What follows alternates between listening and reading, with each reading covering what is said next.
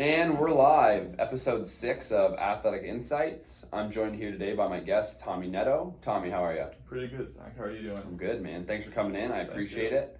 Yeah. He's had a long break. He's home from Louisiana. What's the school called? Southeastern Louisiana. Southeastern Louisiana, where he's a track and field athlete. It's a Division I school.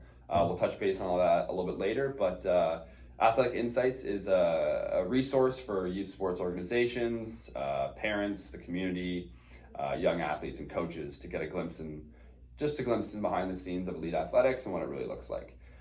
So Tommy, you're 20? 21. 21 years old, and he's in his second year now at his school, and he actually started off, he got his original track and field opportunity at Guelph.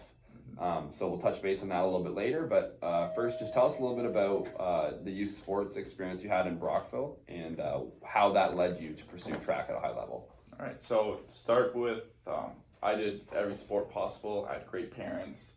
They put me in like anything like karate when I was really young to baseball, volleyball, football for 1 year, I think, basketball. So I did everything across the board basically.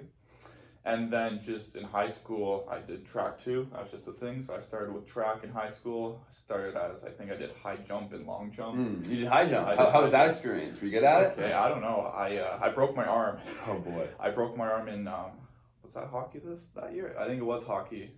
No, sorry, that year it wasn't hockey. It was just something in gym class. I slipped and I forward and I just fractured a bone in my arm. So that kind of stopped me from jumping and running. I was on the relay team too. So I did throwing because it didn't hurt throwing. You just spin in a circle, you throw the javelin. So I just picked up throwing. I was okay at it. I made it to also that year. I got third, I believe, that year in grade 9.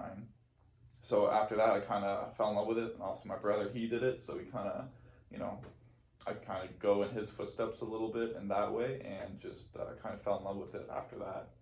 But overall, all through high school, I played every sport till I stayed back for grade 13, and then I took just track after that. So grade 13 was the first year that you only did track? Only did track. Okay, I quit every other sport. I took track. I would say I was pretty serious in track. I would say around grade 11.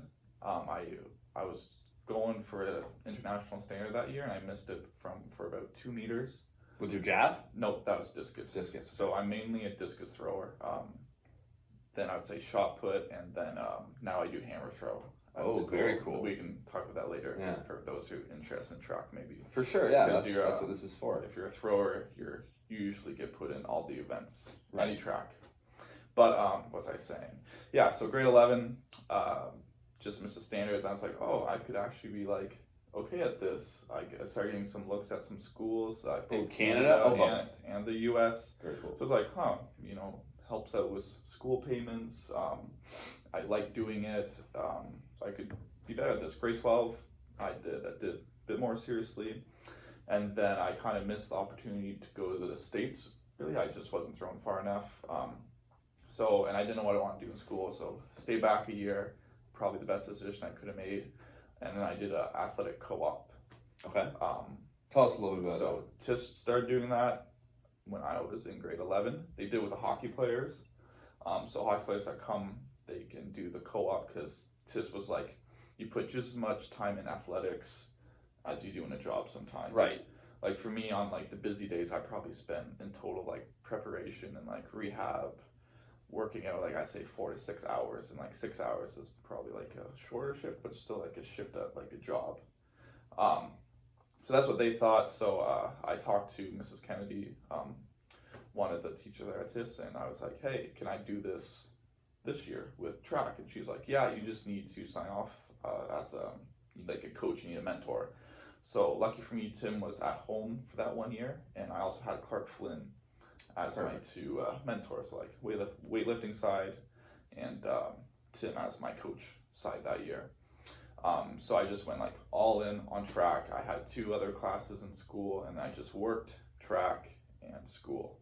So I got my grades up, got a little bit bigger, a little bit stronger in track, and then and that year the end goal was that was my I was a junior, and that was for my junior, I believe it was Pan Am's that year. So I was aiming for international standard. I got the international standard.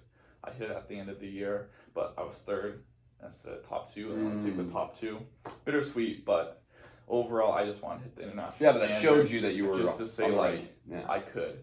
So I was really proud of myself for that, and that was I would say that was the first year where I really experienced all that like track has to offer, like mentally, physically, emotionally, even because this track's very draining mentally, I say, because it's such an individual sport. Right. It's kind of like it's on you. If you suck, you don't have your teammates to pick you back up, really. Yeah. As much as sometimes it is a team sport, I'd say 80% of it is like it's on you. Like you got to perform. If you did bad, you did bad. If you did good, you did good, type of thing. I think that's a great point for even team sports. Is all athletes need to understand that they are responsible for themselves. Yeah. And they're responsible for their performance, what they're eating, their sleeping, their training. Yeah. Obviously, you're a very power-based athlete. Your anaerobic, alactic, and anaerobic lactic energy systems are your priority. So that's why you're doing the heavy weightlifting and the explosive movements and whatnot. So just touch a little bit about your training in the weight room, and then also like just the role your brother Tim played. So for you guys listening at home, Tommy's older brother Tim Nedow is one of Brockville's biggest success stories. When I think of the biggest success stories in Brockville, I think of your brother, Colin McCabe, and Trent Corney. Those are the three guys that come to mind. Obviously, there's tons of females also. The WNBA player, Stacey Dales. So anyways, just tell us a little bit about the role your brother played in, not necessarily getting you into track, but just mentoring you and kind of showing you the ins and outs of elite athletics. Yeah, so I guess I'll continue from like the co-op experience. So he was my coach that year, basically. And honestly, overall, I think it was just like a humbling experience. Especially with throwing in Canada, it's not the best. Like you'll have some good guys, and then like there's not much depth to it. So like your head can get like really big really quickly. But just having like training with like him, and that year I got to train with like Colin McCabe too. Like just being around like elite athlete guys, like it's just like a humbling experience. Just like makes you take a step back and just be like, this is really what like hard work looks like. What take nothing for granted. Like they earned it type of thing. It's not just like talent. Like they went the extra step, did what they had to do to get to where they are. And so Tim was really big on that. He helped me with like looking for schools, what you kind of want to do, what I where I was and what I had to look for. Like don't overstretch, but also don't like sell yourself short. Yeah, sell yourself short. Yeah, so that's basically the main thing he helped me with, I'd say, and just having a training partner too, because obviously when he trained, I trained, so I got to see like every day you go at it. Every day there's something to work on. Every day you got to do something, even if you don't want to. You got. Those are the days where you separate yourself. It's everyone. Motivation comes and goes, but it's the will to work when you don't want to that separates the good and the elite. Yeah. I find. Why don't we tell me a little bit about your recruiting experience, how you first ended up at Guelph, and then now down in the States, and also just tell us a little bit about were you reaching out to the schools or were they contacting you, and then how you chose Guelph. Yeah, so around grade 11 I started getting offers probably. It was a bit of a mix of both US and Canada. I had a pretty good year grade 11 at OFSA, so that kind of set me up for like 12, and I didn't really perform too well in grade 12. So the CIS basically is just if I get accepted academically, I could go and I could be on the track team. But anywhere basically, just have the grades. And then for the US was more like, hey, we have this amount of money to offer you right now. If you throw this, we can give you that much more. And then you just have to basically do fine on your ACTs or SATs, depending on the school. Like some schools, like you just have to pass. Then other schools was like, we're more academic, so then you got to get 24 on your ACTs or something, let's say. But basically what happened was I didn't have that good year, grade 12, and of course, like every young guy, you want to leave right after high school. Like just want to get a Brockville experience, the college life, like university. But I had no idea what I wanted to do. I think I remember applying to college in Canada, universities in Canada, like the day, like the deadline. Yeah. So I just had no idea what I want to do. So I went to I just chose commerce at Guelph, Western, just kind of the big schools I could do track at. And then luckily I kind of talked to for example, Tim, talked to some other kids that stayed back for grade 13, some friends, and they're like, if you don't know what you want to do, you should stay back. It's probably the best idea. So I stayed back, did that co-op, and then from that co-op, I applied to Guelph, completely different program. I went for human kinetics now. Okay. So I kind of found out from training with Tim and kind of shadowing / having Clark as a mentor, I want to do something in the health field. Yeah. So human kinetics, went to Guelph. I got a little bit of an athletic scholarship that I actually kind of got juked out of. Oh, we can talk about that if you want. It's I didn't know about it, so it's probably other people don't. But went there for a year, but that's the year that I made the international standard. So from there, I got more offers. I think I got 3 schools that started looking at me. And one school was Southeastern.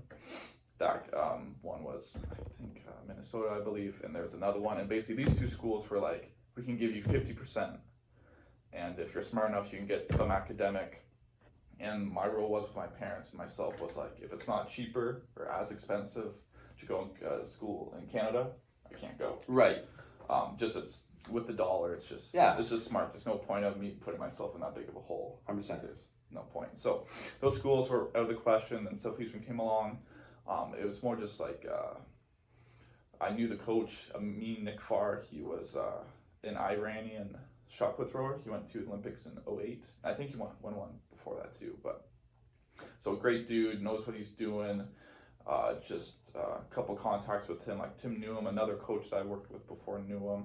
So got in contact with him. He's like, yeah, hey, you can come down here. Just write your ACTs, and then you can come down here. So I didn't even look at the school. I just said, kind of, okay, somewhat of a free education, good school. I'm gone. I'm sold. Right. So that was in the middle of the season at Guelph too. So when I went to Guelph, I was promised athletic scholarship. But what I didn't know is that you need to have a certain percent coming out of high school to get it. You have to have an 80% average, and I was at 79.6. Jeez. So I went there and I paid off my tuition. I didn't really notice at first. I was like, hey, when do I get my money? So I talked to my coach. He's like, oh, you haven't got it yet? I was like, no. When do I get it? I paid off the initial sum, which wasn't a big deal, but now I'm kind of struggling. Right. Yeah. And then they're like, well, you should get it. We'll look into it. And they're like, well, actually, you didn't get it because your average. And I'm like, I basically had an 80 average. That was how I got in my program too. I needed a basically 80 average. Mm. So I was 0.4 off, didn't get it. So that kind of stung a bit. 100%. Yeah. So for those who don't know, so coming out of high school, you need 80 average to get to keep your athletic scholarship. And then while you're in university, you have to get 70%. And that's so it's a little different. Yeah. Every school has deviations. Yes, every school's deviations. So Guelph was that. Yes, and then for example, Bishop's all we needed was a 65. Yeah. So they're I don't know if it's by minor deviations. Yeah, it's by provinces, by school. But yeah, usually that 65-70 range is what you need to keep it. Mm-hmm. Especially if it's an academic scholarship. It might even be higher, but for the athletic portion, usually the 65 to 70 range is what you need to keep. Yeah. So it's not just about getting the scholarship offer and getting to school. Yeah. It's about keeping it, because if you don't get that money, then I've seen it myself. I've had teammates have to leave the school or transfer or drop out completely, and it really sets you back in life when your plan like that kind of gets uprooted. Yeah. So yeah. Because it was 2 months in, and I just kind of asked. I was like, hey, I haven't got it yet, and then never came. And then one of my training partners, first year is kind of rough for everybody. That's kind of the stereotype. And he had a rough first year, great athlete, Mark Banowski. And then I'm pretty sure he got chipped too, because he just couldn't keep his 70 average. He was in a tough program, plus with track and everything. So I don't think he got his second year either. Okay. But he's a smart, good, hardworking guy too. But yeah, midway through Guelph, started talking to him, Nick Farr. Got the chance to go down there. I just had to write my ACTs, so wrote them at the end of the year because I couldn't get away during school. So one exam, got decent marks. Didn't study for it, so got decent enough marks to pass and get accepted. So got accepted in there, and then flew down in August. And when you first stepped foot on campus, and then also when you first got immersed into the D1 lifestyle, grind, all that. What was that like transitioning? Was it similar to Guelph? Was it a whole different animal? Was it? I wouldn't say it was a totally different animal. For the throwing world, it was. Like for example, if I go to meet in the CIS for throwing, like at most you'll have 8 athletes until you get to like the championships. But at Southeastern, I have like 14 training partners that are just throwers. Right. So that was a big difference. But like Guelph I'll give Guelph this. They have a really good track program, a lot of good runners. Their jumping's coming along too, everything. So if you want to choose a track school, Guelph is definitely a good option. Good option. They've won the CIS, I think, for a couple of years now. Yeah. So, but basically, just the depth of competition is a lot harder. Like when I first went to Guelph, I came second at the CIS championships, and then like first year in the NCAA's, I came like 32nd. I like just made regionals. Right. Came like 8th in my conference type of thing. That's not bad. Which isn't bad at all. I'll give myself. I had an okay season last year, but it's just like the depth is a lot crazier. Right. So it opens your mind to what's out there, and it shows you that you either got to work harder and get better, or there's no other options. Yeah. Those are your options. Yeah. So I liked it. I like it a lot. I'm glad I did the road I did to get to where I am now. I really like the school. I'm in a more specific, better program, I think, for what I want to do. So overall, it was a good experience to stay back and like kind of take my time to get where I am now. Right, and so I know like Brockville isn't necessarily a huge sports town. There's lots of athletics, but TIS seems to have a very reputable track program.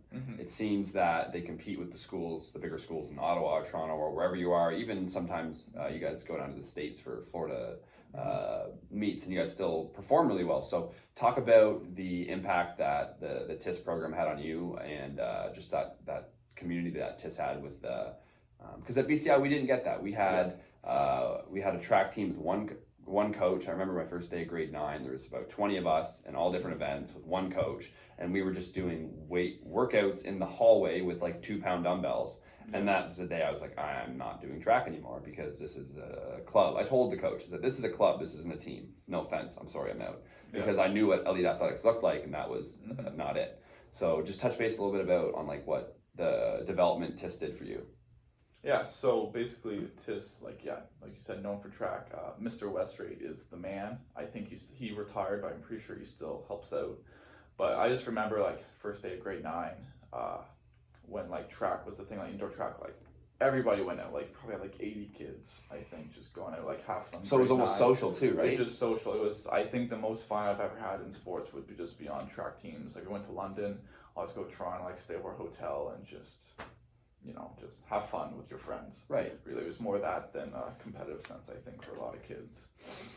But just pursuit of excellence and just what they always provided. Like our warm-up was probably the hardest thing I've ever done for a warm-up. Like we just jog around the track a bunch of times, always do a workout there. And then luckily I didn't do any running, but the running seemed terrible. They like knew what they were doing. Like Mr. Restrate's a great coach, had them doing tempos, had them doing long, short sprints, whatever your thing may be. Like he knew what he was doing. And then on my side, I had Laura Cyrus as a coach, and like jumpers, they had like a jumps coach. Like it's just like all around good program for whatever you want to do.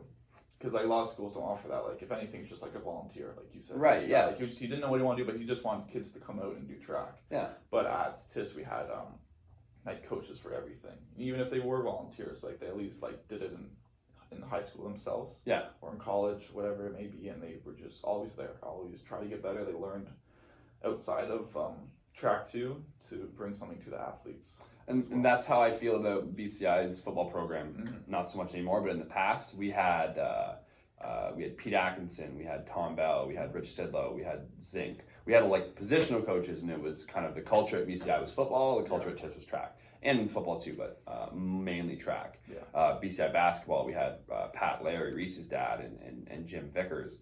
We had so much good resources that I find that the TIS TAC program gives a lot of kids a legitimate chance to go to the next level, whereas there's no other school in Brockville that is producing track athletes. So I think if you're a young athlete in the community and track is something that you want to pursue, you got to be at TIS. and you got to take it seriously. That's my piece of advice there. Do you have anything to add? I think what it comes down to too is just like what we said before. You have to be responsible for yourself. Especially, I just think, especially with any individual sport, especially with track, like it's so measurable because it's with time. It's a metric-driven sport. It's with distance. It's with height. Like people, I shouldn't say like everybody's watching. Like it's more you should. Well, whatever you think about yourself is most important, but like you really see if you improve type of thing. And it can be very detrimental if you're at a halt. You know, you got to figure out why am I plateaued? Yeah, why am I not getting better? And track is very like you have to come and you have to understand that not every day you're going to throw like a 3-meter PB. You're not going to run a second faster. It's like part of it is like doing this block for 2 months. So maybe at this meet 3 months down the road, I'll be able to throw this much further. Yeah, right. The way you periodize your training is super important for peaking. Yeah. In a sport like track, like no other, absolutely, for sure. Do you have any advice for young athletes in the community, more specifically track athletes and throwers who look up to you and want to do some of the things that you've been able to do so far? I think most importantly, you just have to have fun with it. That's why you probably started track. That's when you're going to get better. Have fun working out, have fun throwing. When you go to practice, have 2 things you want to work on. Work on those. Just be mindful of what you want to work on. And then if you don't have a coach, I would recommend, there's lots of things online. I really like Throws University at Garage Strength. If you're near Brockville, the Brockville Legion, Loris Hivers is doing a great thing. They have an indoor place at Stingers right now. And then outdoor too, they just do it at TIS. That's really just work hard and you should see results. So work hard, have fun. That seems to be the advice everyone seems to be giving. It seems pretty universal, whether you're a musician or an artist or an academic. It's the work hard and have fun part. I think people forget that too, especially when you go from transition from like high school to like collegiate level. It almost feels like sometimes when you take something more seriously, it becomes more of a chore than why you started, because like you just enjoyed throwing, you enjoyed football, you enjoyed whatever. So I think people really forget why they started, and that's one reason why they plateau. Right, 100%. Because it's like, oh, I have to go throw today. I have to go work out instead of like, I get to throw today. Yeah. Like, yeah, you got to switch your mindset to those positive, those little tiny things where you're starting to drift to the negative. You got to switch to the positive. I agree. Yeah. So I really think that is most important. Have fun. Yeah. So what goals do you have for yourself now moving forward in track? This year, I want to try to make the NCAAs, or at least be competitive with it. So last year I made regionals. I came 32nd, and how that works is at regionals, if you come top 12, you go to NCAAs. 2 regions. You come top 12, you go to the championships. So I think this year I will be around the mark where we'll take. Like obviously every year is different, right? But I'll be very close in discus to be competitive to go for like around that 10th to 12th spot. I think so. Hopefully I can do that. That's probably the main goal. Then overall, I just want to get kind of bigger and stronger. I'm always kind of been a smaller thrower, so I'm really focusing on my diet, working out more, a lot more heavy cycles and fast cycles right now. And those are probably my 2 main goals. Not too many goals, but just 2 main ones. Right.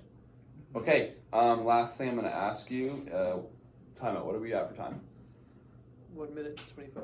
Okay, so take a breather here, and then I'll say we're going to switch gears, and then we'll go into. I'm going to ask you. It's just on the top of my tongue there. I had to stop there to remember the question. I forgot. I wanted to ask you. Biggest success so far as an athlete, and then how sports has developed you into the man you are. That makes sense? Mm-hmm. Okay.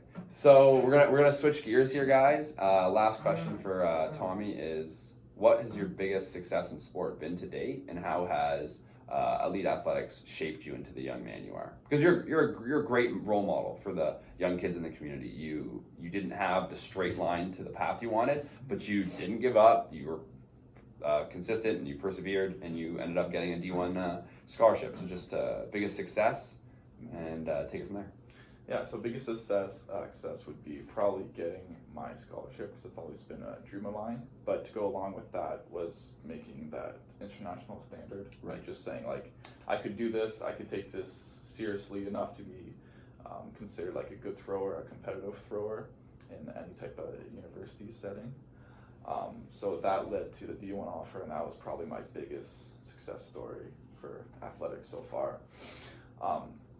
And then what athletics just in general, whether it be for hockey, I really like volleyball, and then for track now, I think it just makes you mature a bit faster and just really reflect on yourself as a person, see what you can do better, what you're doing wrong at the moment, and just makes you present yourself in a certain way to the community. Yeah, and I also think sports for young boys and girls, it teaches you to be part of a team, and that's really beneficial to transitioning to the real world when you're going into the workforce or whatever. The kids who maybe they don't play instruments, they're not part of a band, or they don't play a sport, so they're not involved in a team. They're the ones who seem to maybe have less of the social skills when they get the social skills and the maturity that you spoke about when they hit the real world. Yeah. So I think that was a great piece of advice, guys. Love what you do, work hard. And this was episode 6 of Athletic Insights. Tommy, thank you for your time. Thank you, Zach. We're out. How was the time on that?